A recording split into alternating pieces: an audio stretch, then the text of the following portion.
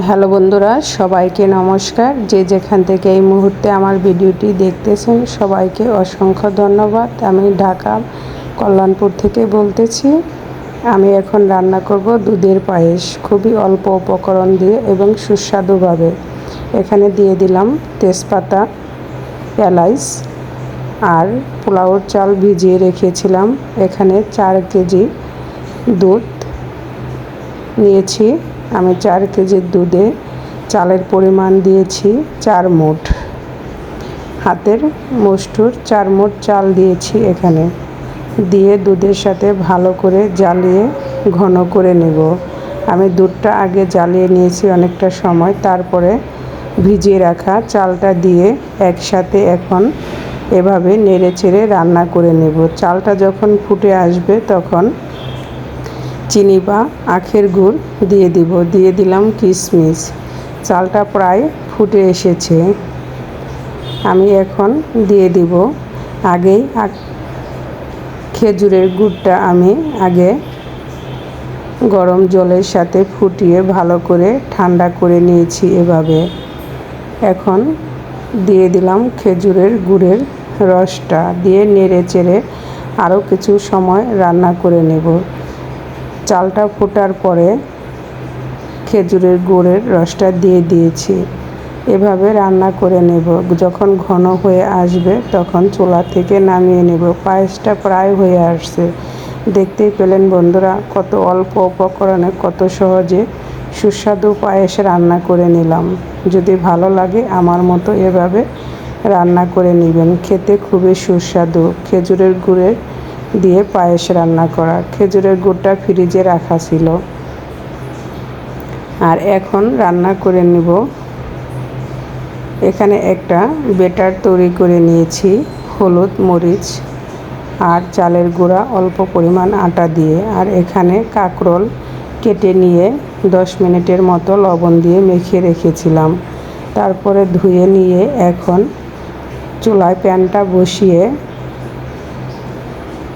ভালো করে গরম করে নিয়ে ব্যাটারের সাথে ভরিয়ে কাঁকরোলগুলো এভাবে দিয়ে দিচ্ছি।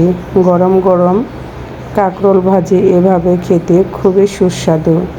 এটা ভাতের সাথে খাওয়া যাবে, বিকালের নাস্তা হিসাবেও খাওয়া যেতে পারে এবং খুব সহজ ভাজি করা আর খেতেও সুস্বাদু। যদি ভালো লাগে এভাবে আমার মতো কাঁকরোলের ফ্রাই করা ট্রাই করবেন। সবগুলো এভাবে আমি চুলায় দিয়ে ভালো করে ভেজে নেব।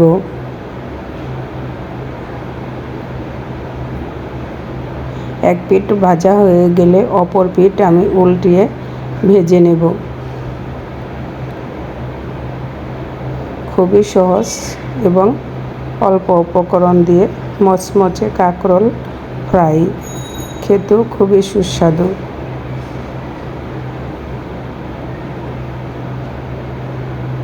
এখন উল্টিয়ে দিচ্ছি। উল্টিয়ে সবগুলো এভাবে ভেজে নেব। যে যেখান থেকে এই মুহূর্তে আমার ভিডিওটি দেখতেছেন সবাইকে অসংখ্যবার ধন্যবাদ। আর নতুন বন্ধু যারা এই মুহূর্তে আমার ভিডিওটি দেখে ভিজিট করতেছেন, প্লিজ একটা লাইক দিয়ে ভিডিওটি দেখবেন। আর ভিডিওর কোনো অংশ ভালো লাগলে প্লিজ চ্যানেলটা সাবস্ক্রাইব করে কমেন্টস করে পাশে থেকে যাবেন। আপনার একটা লাইক আমাকে ভিডিও বানাতে অনেকটা উৎসাহ জাগায় এবং আরও অনেকের কাছে পৌঁছে যাবে।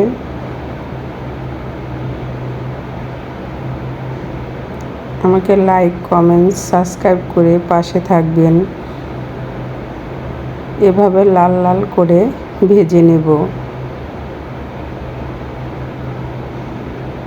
কাঁকরোল ভাজা হয়ে গিয়েছে, বাকিগুলো ভেজে নেব এভাবেই। সবগুলো এভাবে বেসনের সাথে দিয়ে ভেজে চুলা থেকে নামিয়ে নেব। গরম গরম পরিবেশন ভাতের সাথে খেতে খুবই সুস্বাদু, বা খালি নাস্তা হিসাবেও খাওয়া যাবে। সবগুলো ভাজা হয়ে গিয়েছে, আমি চুলা থেকে নামিয়ে নিচ্ছি। যদি ভালো লাগে এভাবে ট্রাই করবেন। আর ট্রাই করার পর আমাকে কমেন্টস করে জানাবেন খেতে কেমন হলো। দেখতেই পাচ্ছেন বন্ধুরা কত সুন্দর লাগতেছে, আর খেতেও সেই সুস্বাদু হয়েছে। অবশিষ্ট তেলে দিয়ে দিচ্ছি কই মাছ। হলুদ মরিচ লবণ দিয়ে আমি অফ ক্যামেরায় মেখে নিয়েছি। সবগুলো কই মাছ এভাবে দিয়ে একটু ভালো করে আমি ভেজে নেব। কই মাছ পেঁয়াজ দিয়ে ঝোল রান্না করলে কই মাছটা একটু ভালো করে ভেজে নিলে খেতে খুবই সুস্বাদু হয়।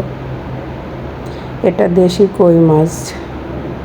আমি কই মাছগুলো একটু ভালো করে ভেজে নিচ্ছি। এভাবে দুই পাশে উল্টিয়ে ভেজে নিচ্ছি।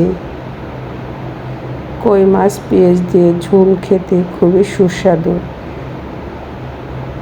মাছগুলো ভাজা হয়ে গেলে চুলা থেকে নামিয়ে নেব।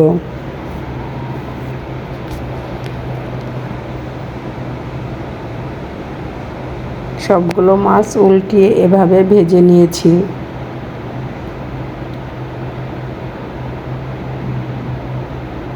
মাছগুলো ভাজা হয়ে গিয়েছে, চুলা থেকে নামিয়ে নিয়েছি। অবশিষ্ট তেলে দিয়ে দিলাম তেজপাতা, গোটা জিরা, পেঁয়াজ কুচি আর সাথে রসুন দিয়ে এখন ভালো করে এভাবে ভেজে নেব। নেড়েচেড়ে হালকা বাদামি কালার করে ভেজে নেব। আমার প্রতিদিনের রান্না আমি ঠিক এভাবেই করে নেই। খুবই অল্প মশলা, হালকা মশলার খাবার খেতে খুবই সুস্বাদু। সবগুলো কই মাছ ভেজে নামিয়ে নিয়েছি। এখানে টমেটো আমি ডিপ ফ্রিজে রেখে দিয়েছিলাম। এখন হালকা পেঁয়াজ ভেজে নিয়েছি। স্বাদ মতো লবণ দিয়ে দিলাম।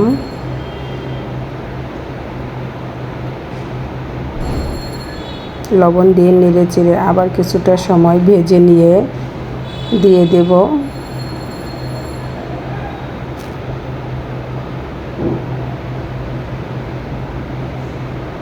টমেটো,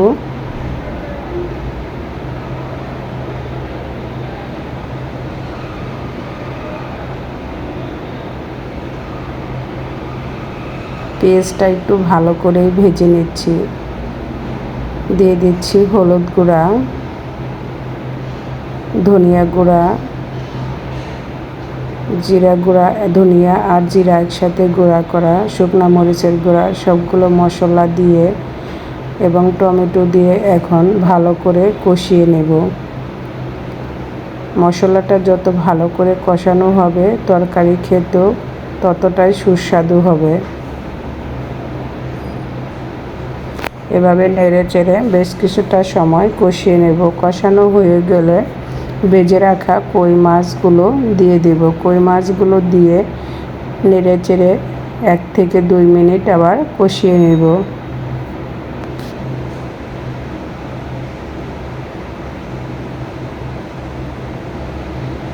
কষানো হয়ে গেলে অল্প পরিমাণ জল দিয়ে দিব, কারণ আমি একটু ঝোল ঝোল রাখবো, একদম ভুনা ভুনা করব না। কই মাছের টমেটো দিয়ে এভাবে পাতলা একটু ঝোল ঝোল খেতে খুবই সুস্বাদু হয়।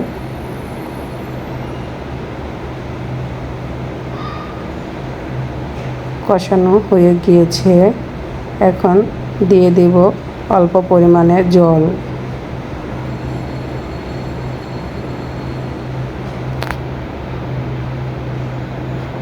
যদি আমার রেসিপিটা ভালো লাগে প্লিজ এভাবে ট্রাই করে দেখবেন। লাইক, কমেন্ট, শেয়ার করবেন। ঝোল দিয়ে এখন নেড়ে চেড়ে দিচ্ছি। নামানোর আগে জিরা গুঁড়া দিয়ে নামিয়ে নেব। দিয়ে দিলাম কাঁচামরিচ,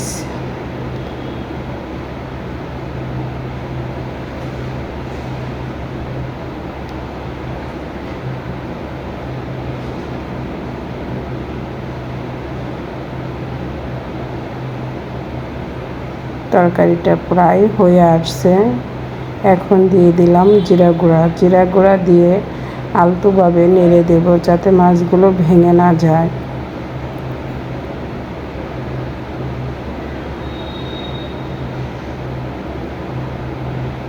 আমি লবণ চেখে নিয়েছি, সব কিছুই ঠিক আছে। এখন চুলা থেকে নামিয়ে নেব। আমি একটু ঝোল ঝোল রাখবো। এভাবে কই মাছের টমেটো দিয়ে ঝোল ঝোল খেতে আর পেঁয়াজ রসুন দিয়ে রান্না করা খুবই সুস্বাদু হয়।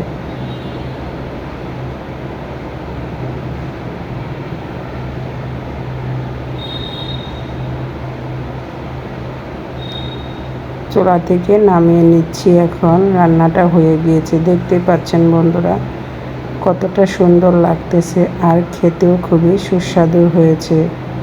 সবাই ভালো থাকবেন, সুস্থ থাকবেন। সবার সুস্থতা কামনা করে আজকের মতো এখানেই বিদায় নিচ্ছি। আবার দেখা হবে।